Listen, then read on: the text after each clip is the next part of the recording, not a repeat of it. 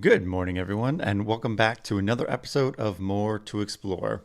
We're excited to welcome back the Puffin cams, and as you can see, there's already an egg in the burrow, so we're excited for Willie and Millie. And we've got another packed show today, so let's get right into it. My name's Brian Bird, and joining me is Explore.org's resident naturalist, Mike Fitz. Mike, good afternoon. Hey, good afternoon to you, Brian, or good morning on your side of the continent. Good afternoon from my side, and I'm happy to be here. And for if you're new to Explode.org, welcome to the community, and of course, welcome back to all of our long-time viewers. We're the world's largest live nature cam network with about 190 live cameras all over the world. Brian and I are here live with you right now, so if you have comments or questions for us, drop those in the chats. We'll be looking for them during the broadcast today. Right now, we're looking at the Puffin Burrow Cam on Seal Island in Maine. In fact, people are wondering, where is the Puffin Cam? Zena wrote that in not too long ago, and Patricia was wondering, where is the live cam located, what area? So for the Puffin Cams, specifically south of Rockland, Maine. So picture a map of Maine, picture the coast of Maine, sort of like the middle of that coastline, go due south about 30 miles, and that is where Seal Island is located. We have more than one camera there, but right now we're just focusing on this Puffin Burrow Cam. Not long ago, almost no Atlantic puffins reproduced in the Gulf of Maine. Puffins were eliminated from all but one small breeding colony by the late 1800s. That was due to things like egg collecting and excessive hunting. There were, of course, now we enjoy ospreys on the coast of Maine as well, but osprey populations in the area also suffered declines, especially from pesticide use.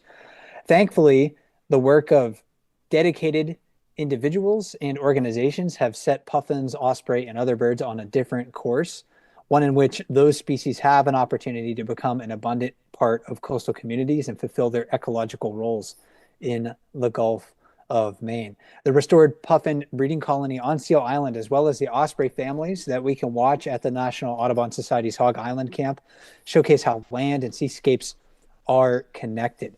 Caring for these places means studying the wildlife that use it as their home and sharing that knowledge with the world. We like to do that on our cameras and, of course, with our Puffin cams. Quinn Burkhart is this summer's communications and outreach assistant with the National Audubon Society's Seabird Institute. And she joined me last week to introduce herself and her work. To talk with you. I'm looking forward to what you're able to share with us this summer. Yeah, thank you for having me. It is really awesome to be here. I think it's probably one of my childhood dreams to get to work with wildlife. So it's so awesome to be here. Yeah, I am this summer's communication and outreach assistant, like you said. So a lot of what that entails is just different forms of science communication and wildlife interpretation. So a few days a week, you can find me in the Project Puffin Visitor Center. It's in Rockland, Maine. I work there leading essentially tours through our facilities. We have lots of interesting information related to the research that we're doing, the science behind Project Puffin, all that good stuff. It's a very cute store. You should pop in if you have the time. I'm also often online. So we have, of course, Explore live cameras aimed at a couple of spots on Seal Island, which is one of our Puffin islands off the coast of Maine. But we also have some here at our home base in Bremen, Maine, aimed at osprey cams. So I'm on there pretty regularly, a few times a day. I answer questions that the audience has. I post featured comments. So I'm doing a lot of looking at the cam, interpreting what's going on there. A lot of these cams have been on for a long time. So the same wildlife has returned there year after year. It's very fun to follow along and see what they're doing, how things are changing, improving, etc. So it's a really fun experience to hop on there and see people's opinions, what they're thinking, what they're learning, and I get to learn along with them. So it's a lot of different science communication. I also do work with our Seabird Institute newsletter and our social media. So I'm kind of everywhere. You can find me any corner of the internet where there are seabirds this summer, but it's a very fun experience and I'm really thrilled to be here. Well, it sounds like a lot of work. I'm curious though, what attracted you to the job? So I actually have been aware of Atlantic puffins, which is the main bird that, of course, the Puffin Project focuses on for a lot of my life. My dad led a few expeditions to Newfoundland, Canada when I was a kid, and Atlantic puffins are really common up there. They're about as common as your regular farm chicken anywhere else in the United States. So they're really populous up there. I'm pretty sure there's a stuffed puffin elsewhere in my parents' house. I just haven't been able to find it. And last summer, I had a job on Cape Cod, and I actually read the Project Puffin book, which is a phenomenal read in their library. And I essentially was reintroduced to the story reading that book, and I was captivated by it. It's a phenomenal rebound story for wildlife conservation, and it's ongoing. It began in the 1970s, so really at the beginning of the current environmental movement. And I wanted a summer job this year that would get me the hands-on experience of doing science communication from the field. But I've also had always a pretty distinct interest in wildlife conservation. I grew up watching Steve Irwin and, getting interested in how I could give back to wildlife. So I read the book and knew about Audubon itself. And when I saw this opportunity come up, it sounded like a really good way to get that hands-on experience, but also be reaching lots of different audiences. So it was a cold application, which is awesome in this job market. So never give up on yourself. Always shoot your shot. So here I am.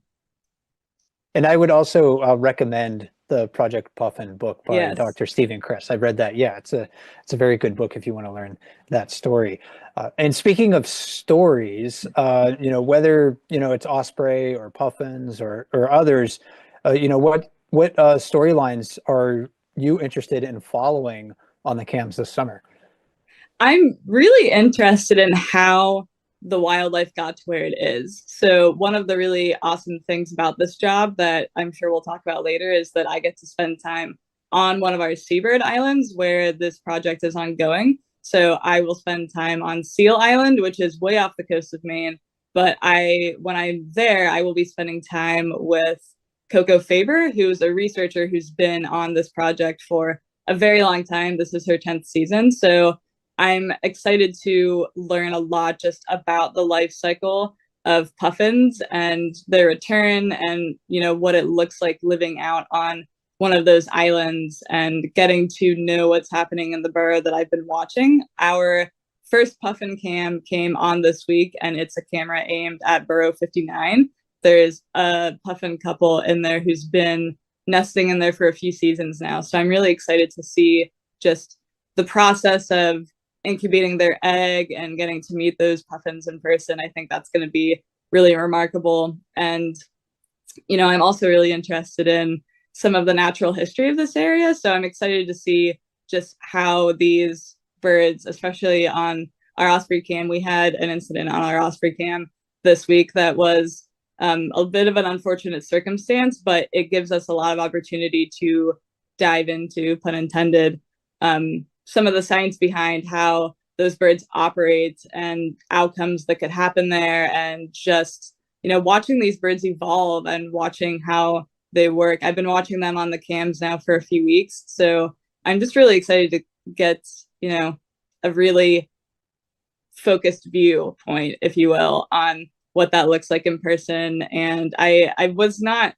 necessarily a birder before coming to this project. I'm really impressed by how much I've learned about birds in just the 2 weeks that I've been here in person. So just really getting to see what the chicks do and watching puffins fledge and how the researchers have been connected to these birds. I'm really excited to see all of these early things that have happened come to life throughout the summer. And you partly answered this before, but what do you have in store for our webcam viewers during the summer season, such as like programs and chats in the comments? Yeah, so I will be in the comments a lot. I will begin hosting office hours, quote unquote, when we have more puffin cams on. So I will take about an hour every week, usually on a Thursday, to pop into the cams and answer people's burning questions to the best of my ability. I'm still not a bird expert, so I won't really be able to answer more complex questions, but I'll be in there chatting with people. I'll also be hosting a couple of live events. I'm really excited about those. I really want to incorporate a lot of live events that include something more tangible for the viewer. So I'm hoping to have some introduction to birding in a live event. I'm hoping to have an artist on. So live events where you can, really take something away that you can use in your daily life and be able to take away from the cams things that then are applicable in your own backyard. So I'm really excited about those things. And we've got some other really cool projects that are kind of external to the cams coming up, but will still be featured in comments on there. So there's a lot to look forward to. There's going to be a lot of really cool live events, and there's some really cool stuff already happening on these cams that I'm excited to see where the conversation and our comment section goes. I think I'm learning as much about these birds as I'm going along as my audience is. So that growing experience is really powerful for me. So I'm really excited to have conversations on those live events that are beneficial to me as they are to the audience. Yes, I wholeheartedly agree. I have learned so much by interacting with our webcam audience. So I think you'll have a great experience along those lines as well. One final question for you, though. You mentioned that you're going to Seal Island. So when is that happening, and what might happen when you're out there? Yeah, I'm going to Seal Island, which is a wildlife refuge. It's about 22 miles off the coast of Maine. It's one of our furthest out seabird islands where puffins go. So I'll be really far out there, which is thrilling for me. I've done a lot of science research where I've been in the desert, pretty far away from people, but that's a different kind of environment. And I wasn't getting on an island or going on a boat out to an island for those things. So it's a really powerful adventure, I think. And I've been here living with the researchers before they go out to the islands and hearing the stories that they tell and their own experiences. And they've all been returning to these islands for years now. So there must be something good out there. But I will be out at Seal from May 22nd through June 2nd. So it's about 10 days. And I will host a live event when I'm out there. It'll be my first true live event of the season with Coco. So that'll be pretty amazing. I'm really excited to see what field life looks out there. I personally, as a science communicator, would really love to eventually get to the point where I can do a lot of the science communication from the field, so to speak. So I'm really looking forward to getting to meet the puffins in person I've been seeing on these cams, and I think that I'll be able to experience a lot of the life of a researcher and the kinds of research they're doing when I'm out there. So I can expect to interact with some puffins and get to see the rustic living conditions they've got. I'll be in a tent, so fingers crossed that the weather is nice. So I think it'll be a really amazing experience to do that and just get me out of my comfort zone, but in a really good way, and help me understand more about these amazing birds that I'm interacting with all summer. Well, we're all looking forward to hearing about your experiences out there and sharing your knowledge with us for during the rest of the summer. So Quinn, I want to thank you for taking the time today to talk with us, and good luck to you. Thank you so much. I think it'll be a fun field season. Follow along.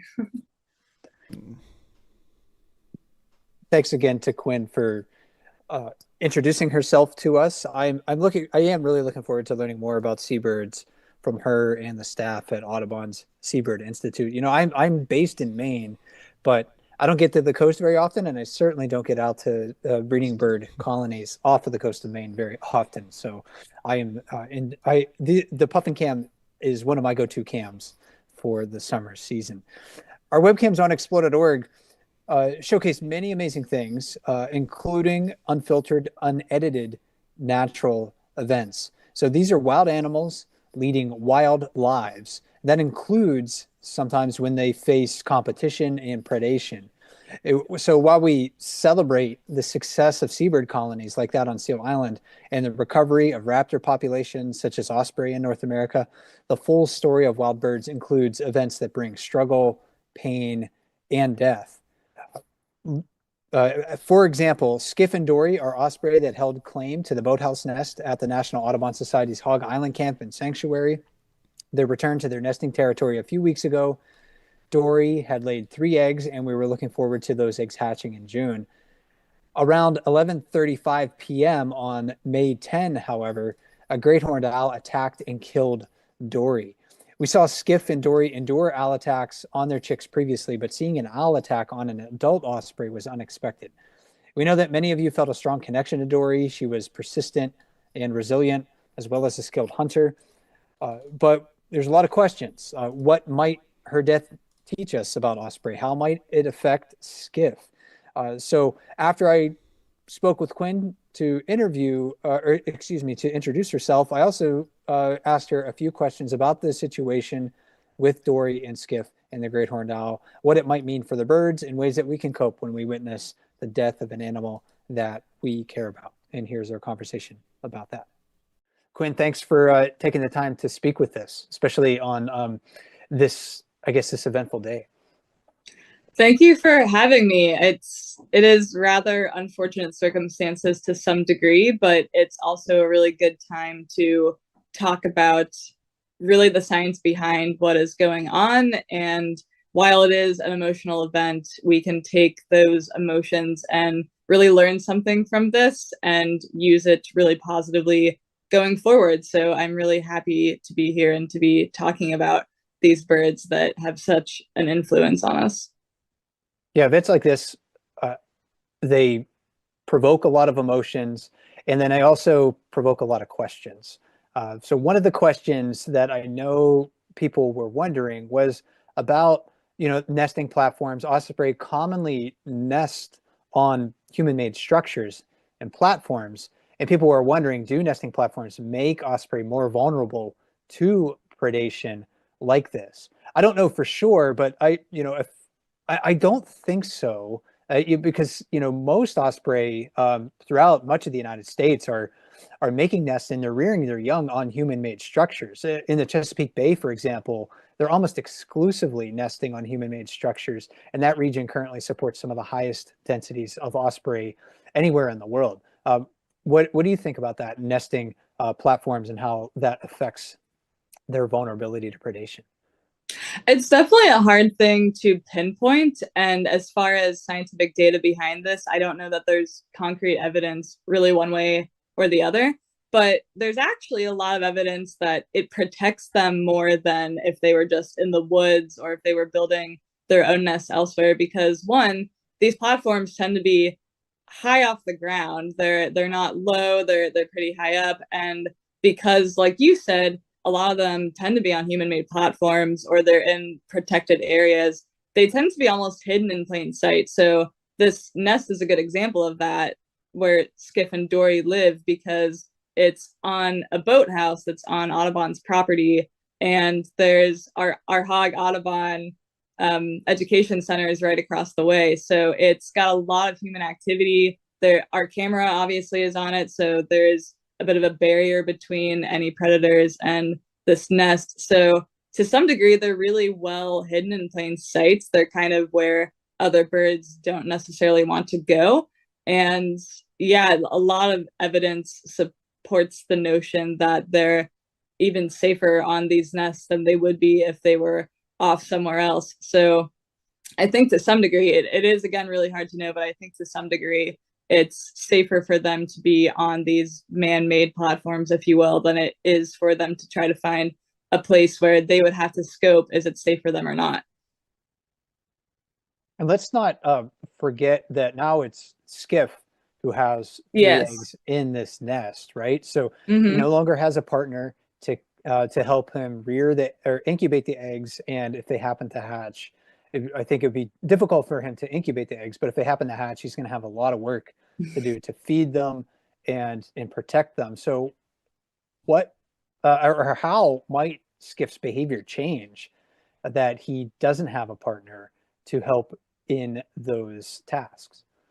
This will be really interesting to see. We've had some conversation with someone over on Hog Island, where we actually have another camera over there on a different nest. That nest has not been successful for quite a while now, but it would be really remarkable if Skiff's behavior changed to the point where he essentially switched roles into Dory's instincts, where he was always on the nest and incubating them. He's actually been there, from my perspective, he's been there quite a bit the last couple of days, more than I would have expected. So it seems like something is clicking, maybe, that he's starting to realize that it's just him and he's on the eggs, but it's not bred in his genes to do that. He is bred to go and hunt. He's bred to take his turn watching the eggs, but he's not really supposed to be there all the time. So it'll be really interesting to see if he decides to stay there.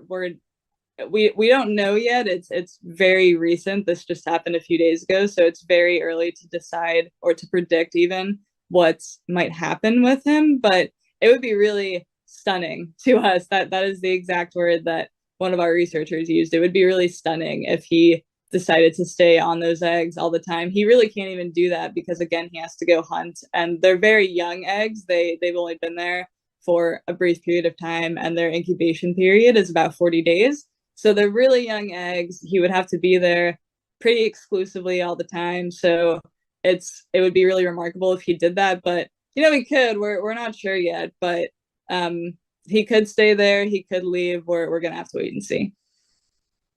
This is certainly a learning opportunity. So amongst the tragedy of the loss of Dory, this is an opportunity for us to learn something about osprey during an event that we don't often get a chance to witness. I think we should talk about, though, how people are feeling about the death of Dory. Certainly there's the science side of it, and then there's the element of human emotions and all of this. When I see situations like this, I really do try to remind myself that the owl was doing nothing more than surviving in the only way it knows how. Its behavior, if you're going to just boil it down to its essence, is no different than an osprey catching fish. And we talk about this frequently with ospreys and other wildlife, but to paraphrase Dr. Rob Beauregard, he says that nature isn't cruel because it doesn't act with malice.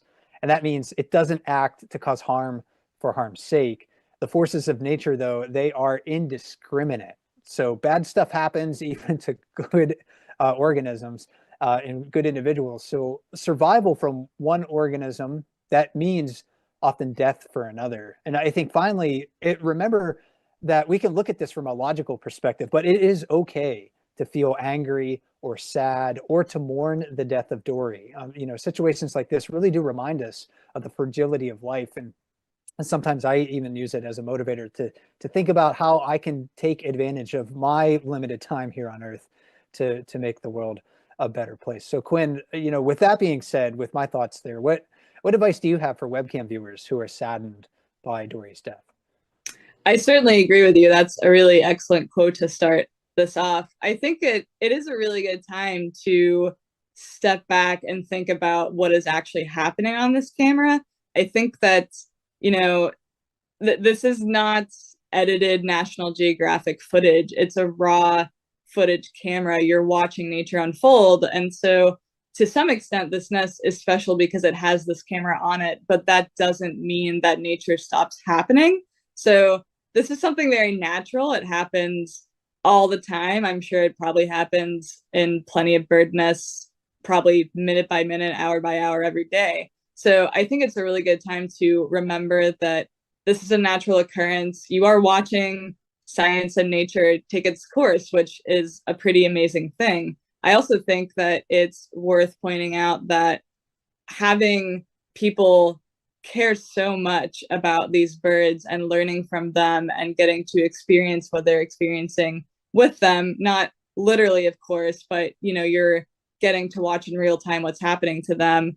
That's really the whole point of projects like Project Puffin and the Seabird Institute, is getting people to care, getting people to understand what is happening, and want to take action in whatever way that means for them to help us work toward our conservation goals. So even though it's a tragic, horrific event to have to witness, and we feel bad for our bird friends, it's a really positive outcome to have that outpouring of love and this community to lean on each other, but also learn. So it was a really powerful thing for me to be monitoring our cam comments this weekend and seeing that people were interested. They were asking questions. They were wanting to know what comes next, how may the season unfold because of this. That was a really awesome thing to see, because it just shows that the cams are doing their jobs. Essentially, they're getting our audience interested, they're getting us asking questions. So the human emotion behind this is valid. It's kind of the equivalent to some degree of losing your own pet. That, that's really heartbreaking, it's upsetting. You spend a lot of time watching these birds and learning from them. So it's a heartbreaking thing to have to witness, but there's a lot of positivity that can stem from that too. Absolutely. And thinking of positivity, moving forward, what can we do to ensure, in your opinion, that osprey and other birds really have the opportunity to thrive?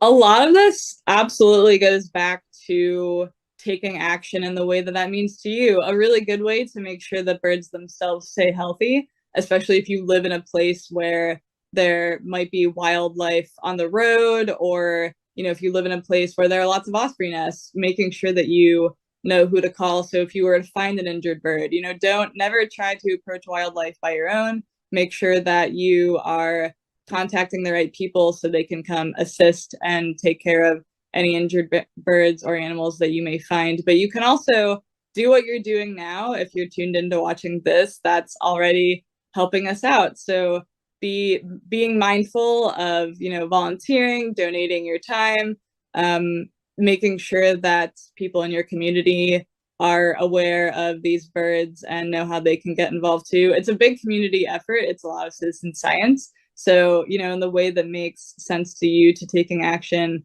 always helps, but just being informed, being here, being on the cams, asking questions, showing that you're curious is also what helps our researchers stay motivated to keep doing what they're doing. We have researchers here on base, we have researchers on our seabird islands, and they are so deeply motivated by audience questions and knowing that people care. So show that you care, take action in the way that helps you learn and helps your community learn. Those are some really good ways to take your emotions from an event like this and use them for good.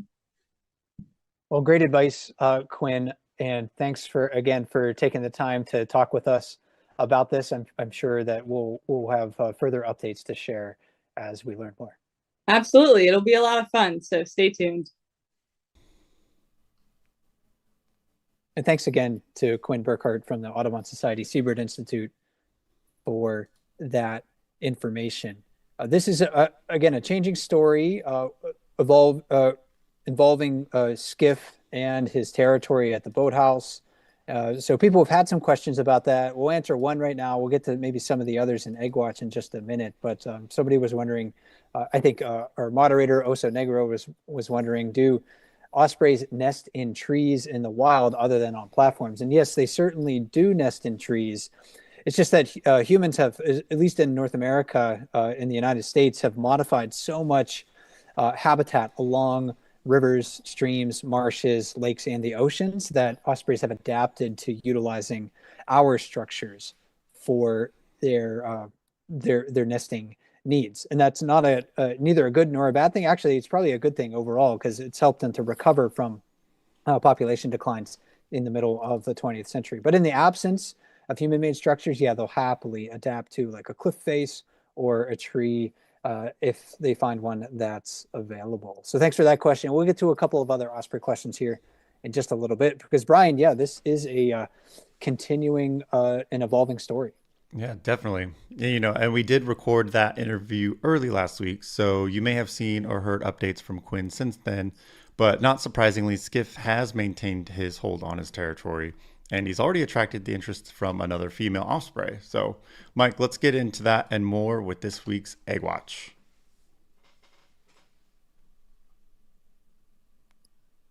Well, welcome to the May 19, 2025 edition of Egg Watch on Explode.org. As usual, got a ton of updates to share. So starting with our ospreys, we'll go to Montana first with the Charlo nest there. Charlie and Lola, they have 3 eggs there. They are incubating them consistently. The 3rd egg was was laid around May 6th. So I think we're expecting a mid-June hatch there. Back to the East Coast with the Chesapeake Ospreys, Kent Island, Maryland, Tom and Audrey.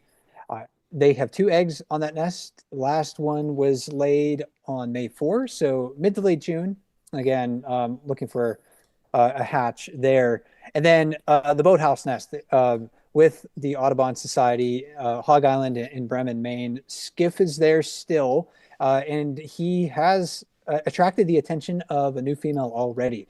So when we recorded that interview with Quinn, we were talking about how, Skiff was still incubating the eggs. He seemed to abandon that idea a few days afterwards. This new female was hanging around the area. He's been giving her food deliveries. They've piled a lot of new nesting material on there. I'm not sure that they're going to lay eggs this year, but certainly Skiff has attracted a new female partner, it seems like, to his territory. So good luck to them in the near future. Sticking, though, again, with these birds in Maine, let's go to puffins right now, because we are watching one puffin burrow, Willie and Millie, in there. They've held this burrow as part of their territory for a number of years now. Puffins usually lay just 1 egg per clutch per year, and there was an egg in this burrow when the cam went live on May 6th. So we don't know exactly when it was laid, but incubation in this species lasts about 40 days or so, 41 days. That means I think we can expect to start looking for a hatch, assuming that the egg was laid in the very first days of May, then perhaps maybe mid-June. So we have a little bit of time to watch the burrow and the other puffins on Seal Island before we see the egg hatch. But we're all looking forward to that. Now, moving on to owls, we have our great gray owl nest in western Montana with the Owl Research Institute and the Confederated Salish and Kootenai tribes. This nest cam went live on April 22, and the females are already incubating on that nest. But since then, we know that there are at least 2 owlets in the nest on the 15th of May. And this is, Brian, this is one of the most spectacular, I think, views we've ever had. Oh, of course. Yeah, it is just amazing, crystal clear. So I recommend that we all go and check that out on a daily basis if you're not doing so already. And again, thanks to the Owl Research Institute for helping us partner with that cam. Also with the Owl Research Institute, long-eared owls, Missoula, Montana is where that nest is located. There are 3 owlets confirmed in that nest right now. The first one I think we're able to catch a glimpse of on May 11. So those owlets will leave the nest in about 21 days after hatching. So maybe towards the end of the month or so, we can look forward to that event. And then great horned owls, we have a nest there that we're watching in Charlotte, Montana. 2 owlets in that nest. The second owlet was confirmed there on April 8th. And they've been moving away from the nest. So they're branching already. That's an activity that begins about 6 weeks of age. They can't fly yet, but they will hop from branch to branch before they decide to leave the nest for good. And often they leave the nest before they can fly. Bald eagles, though, we've got a lot of activity going on there. We have Trempealeau eagles in Trempealeau, Wisconsin, with Mr. and Mrs. T. It's mostly Mrs. T at this nest. Mr. T, he has 2 nests on this territory, within his territory that he is held claim to. So Mrs. T is doing most of the work, raising her single eaglet here. This egg hatched on, let me see here, April 11. And so with the surviving eaglet in this nest, TE3, he was the first to hatch, and a late June fledge for him expected. And thanks to the Raptor Resource Project for partnering with us for that cam. Fraser Point nest, 2 eaglets there, looking really big. Probably a mid-June fledge there. This is on Santa Cruz Island at Channel Islands National Park. The parents there are Andor and Cruz. And also at Santa Cruz Island and Channel Islands National Park, the Sauce's nest, a single eaglet there with Jack and Audacity. This bird hatched on March 14, and so we're getting really close to fledge there. I think an early June fledge. So in the next few weeks, we may see this bird take flight for the first time. And then the West End nest.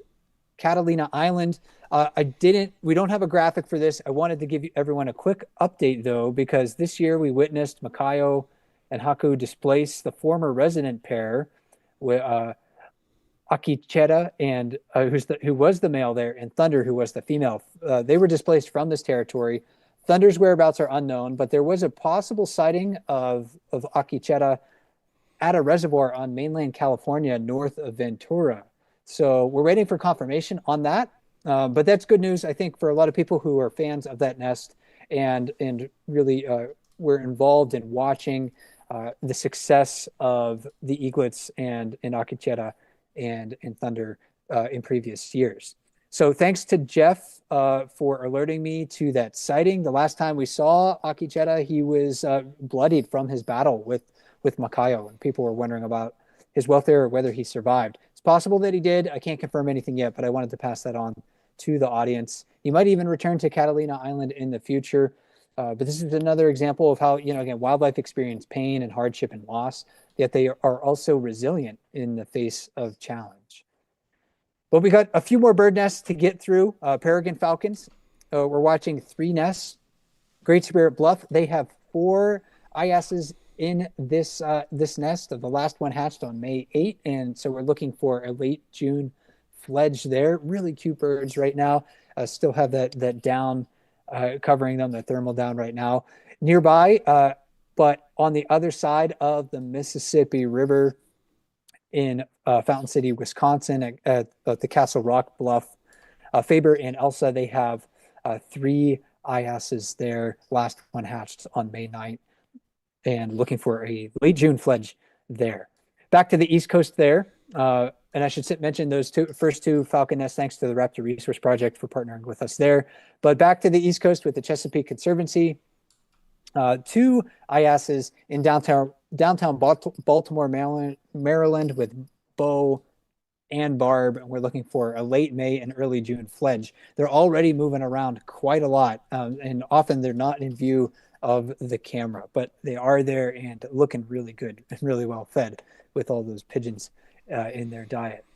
Wading birds, we have with the Chesapeake Conservancy, great blue herons, 3 heron chicks in the nest, growing rapidly, looking really big, and it's kind of a fight for food when parents come back to the nest. So it gets a little intense in that nest. Great blue heron chicks can be quite aggressive even towards their parents when they happen to come back. We're looking for an expected fledge there, 7 to 8 weeks after they hatch, so maybe late June for that nest. And then down in Florida with the Alligator Farm Zoological Park in St. Augustine, Florida, not watching a specific nest there, but lots of wading birds up in the trees right now. So check it out if you want to see a diversity of wading birds. And then let's go across the Atlantic. Finally, with the last 2 birds that we want to highlight, we want to introduce you once again to the African black eagles in the Salati Wilderness Reserve. Our partners there are the Salati Wilderness Foundation and Africam. Incubation at this nest began at the beginning of May, so either May 1st or 2nd, according to our contacts at Africam. Incubation usually lasts about 47 days, maybe at the most, for this species. So I think we're looking for a mid-June hatch for our African black eagles here. So really neat to see. And then finally, our Stony Point penguins. They have 2 penguins chicks in their little cliff shelter. This is a critically endangered species, and these are wild penguin chicks. We've never had the opportunity to see wild penguin chicks on Explorator before that I know of. They fledge in about 70 to 80 days, and they hatched at the end of April. So I think we can expect them to leave the nest for good, maybe in early to mid-July. But we're getting really great views now that the parents don't have much room inside of their little shelter there. And thanks to Africam and BirdLife South Africa for sharing the Stony Point Nature Reserve with us. We'll be following these and other nests in the coming weeks, including the return of puffins. So be sure to go to Explore.org anytime to watch the devotion of these birds to their eggs and their offspring. Awesome. So cool. So much happening in all of the nests. But one thing that we like to do on Motor Explore is also hear from you because nature's everywhere, including your own backyard. And Mike, I believe you have a story for this week with a ruffed grouse nest. Right. Yeah. I love this season around my neck of the woods because the forest is just filled with birds. So the migrating breeding songbirds are back. You can go out in the morning and just be overwhelmed with song. It's really amazing. But that's only part of the part of the game for them. They are, again, they come here not to sing, but they come here to reproduce. So while the cams of Exploded.org always offer us something to see, I want to remind everybody that no matter where you live, never forget that you are surrounded by amazing creatures that possess fascinating adaptations. And so exploring the world of my non-human neighbors is an endless source of fascination for me. So I love going out in the woods and wandering just to see what I can discover. And on May 3rd, I was wandering through the trees near my home when my footfalls flushed a ruffed grouse hen from the base of a tree. I had accidentally spooked her from her nest, and she had a small clutch of eggs at the time. I moved away quietly in the same direction that I came from to not disturb her further. But my curiosity about her and her nest and her success has only grown since then. The hen was largely absent from the nest for the next 10 days. And when I peeked in the bowl, I could see the clutch of eggs growing. Earlier this last week, the nest contained 12 eggs. And I know now it's actually 13 eggs because I Wow. was able to look on it recently. So after, all of those eggs were laid, the hen began incubating them consistently. And I've really been keeping my distance to avoid disturbing her, but I've been watching her through binoculars mostly. And she's been keeping a watchful eye on me every time I've passed by. I can tell that she's eyeballing me, make sure that I don't want her too close. But let's take a look at the scene of where her nest is actually located. So this is it. A casual glance, really reveals nothing. A keen predator would have a hard time locating the nest in this habitat. And of course, that's the point, right? Right. My neighborhood includes things like raccoons, martens, fishers, long-tailed weasels, short-tailed weasels, foxes, coyotes, and black bears. I'm sure all of them probably would enjoy a meal of grouse eggs. So to avoid attracting attention while incubating her eggs, the grouse uses adaptations like stealth, camouflage, and patience to create her most effective defenses. So see if you can spot the nest in this photo. I'll even give you a clue. Look at the base of the birch tree near the center of the photo. You might spot that grouse hunkered down amongst the leaves and the twigs there. The goal, again, is never to be seen. So just a zoomed in photo of her. In fact, I only discovered this nest when I accidentally flushed the mother from it in the beginning of May. Otherwise, I probably would walk by this spot dozens of times and I would have no idea the nest was there. I think the mother began incubation around May 12 or 13.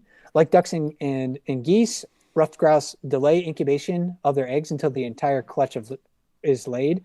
So the embryos and the first eggs I found started their growth at the same time that the last egg was laid. Incubation in this species lasts about 23 to 24 days. I'll keep a close watch at the end of the month and the beginning of June in the hopes maybe I'll catch a glimpse of some newly hatched grouse babies. So I wanted to share that with everybody. Hopefully you can get outside and see what the birds are doing in your neighborhood. And of course, if you're in the northeastern part of North America, the forests are just bursting with life right now. So please get outside and enjoy it. That's amazing. Definitely going to need to hear the update one. Hopefully you see some chicks around. And as far as neighborhood nature, please, if you have any exciting news around in your backyard, you can share with us. We have a form that you can fill out and upload an image. You can find that link in the description of the YouTube video, or you can always email us at feedback@explore.org. And speaking of other events coming up, we have a number of live events this week in the next couple of weeks, including the AfriCam show, which is Tuesday mornings, if you feel like going on a virtual live safari, and including our Wild Moment shows on Thursdays, where you get to see all the best clips from the AfriCam cameras. And we have another Bald Eagle play-by-play next week, May 29th at 2 p.m. Pacific, 5 p.m. Eastern. So be sure to join us for all of those as well. And that will do it for our show today. Of course, I want to give a special thank you to all of our moderators and camera operators for making the magic happen on Explore.org. And also my co-host today, Mike Fitz, And join us again for another More to Explore episode on June 2nd. I can't believe it's almost June already. But until then, happy exploring.